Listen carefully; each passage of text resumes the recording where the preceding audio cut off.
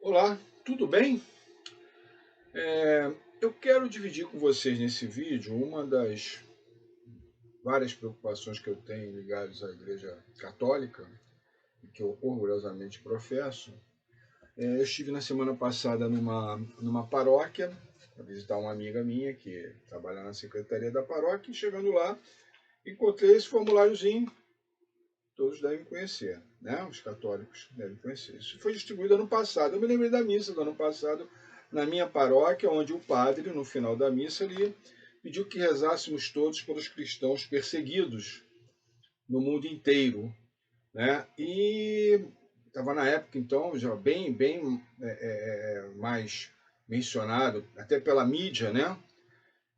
A questão da Nicarágua, né? Tem até outra mensagem que também circulou muito, do padre Augusto Gutierrez, né? Falando sobre a perseguição do regime comunista, do Daniel Ortega, perseguindo a igreja, os padres, bispos, leigos, sentando a bolacha, a borrachada em cima de nós, cristãos, católicos principalmente, né? Isso aconteceu, está acontecendo ainda aqui na Nicarágua, né? Regime comunista do Daniel Ortega.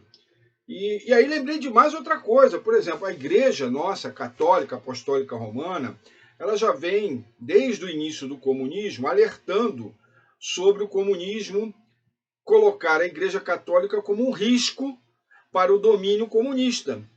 E tem o famoso documento Divinis Redemptoris do Papa Pio XI, né? Também é muito conhecido, facílimo de encontrar na internet, até no site do Vaticano tem, e outros, vários documentos falando sobre o comunismo, né? Condenando o comunismo. E aí eu pensei, pô, legal, temos que rezar pelos nossos irmãos que são perseguidos pelo regime comunista, mas por que a gente não reza também preventivamente para que o comunismo não tome conta do nosso país, por exemplo, no Brasil, né? Rezar para que os eleitores, tipo eu, você aí, não vote em partidos políticos que tenham qualquer tipo de afinidade com o comunismo. Que partidos são esses? Os partidos de esquerda. Todos eles são alinhados com o comunismo. E todos eles, quando estão, como acontece hoje, perseguem a religião católica, perseguem os valores cristãos. Então a igreja, muito sabiamente, faz com que nós rezemos, e vai acontecer isso de novo, né? Porque em agosto, 6 de agosto, é o dia do, do da oração pelos cristãos perseguidos. Logo, logo vai estar novamente essa motivação dentro das missas. Mas é uma pena que também não vá junto um apelo pedindo para que os cristãos, os católicos, não votem em partidos comunistas, em qualquer candidato alinhado com o Partido Comunista. Para que a gente não tenha os países vizinhos aqui, ou a gente tem que ir para o Paraguai, por exemplo, que não é comunista, para rezar pelos nossos irmãos brasileiros, padres, bispos, que passarão a ser perseguidos com muito mais violência. Nós temos já vários exemplos aqui de igrejas católicas sendo destruídas e atacadas por grupos esquerdistas, né?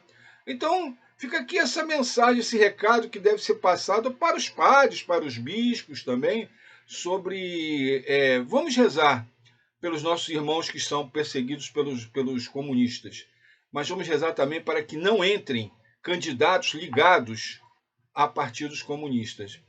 A Igreja Católica não tem que hipótese alguma ser alinhada com qualquer partido ou candidato de jeito nenhum. Direita, esquerda, não importa. A Igreja Católica tem que formar bons cidadãos para que sejam bons candidatos a qualquer tipo de coisa, inclusive político. Mas ela é claramente perseguida pelo comunismo e já reagiu. Os papas antigamente, eles colocaram vários documentos que podem ser encontrados facilmente, como eu falei anteriormente na internet, sobre essa questão de que o comunismo é inimigo da Igreja Católica, tá?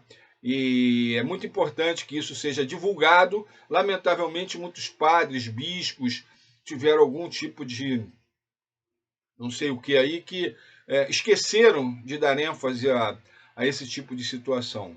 O povo católico precisa saber que não pode votar em partidos comunistas, porque é inimigo da Igreja Católica. o comunismo, está no bojo dos princípios comunistas atacar a Igreja Católica. Então, isso é muito importante que seja divulgado, para que não haja a desinformação, e alguns, com boa fé, vão atrás desse diálogo populista e que, no final das contas, a gente vai ter que ficar rezando contra aborto, ideologia de gênero, um monte de troço aí que vai ficar passando no Congresso. Tá bom? Então fica aqui essa mensagem, você divulga se você achar importante, mas o mais importante é que você que está vendo, que você está escutando aí, ganhe a sua consciência de que comunismo e catolicismo não podem se misturar nunca.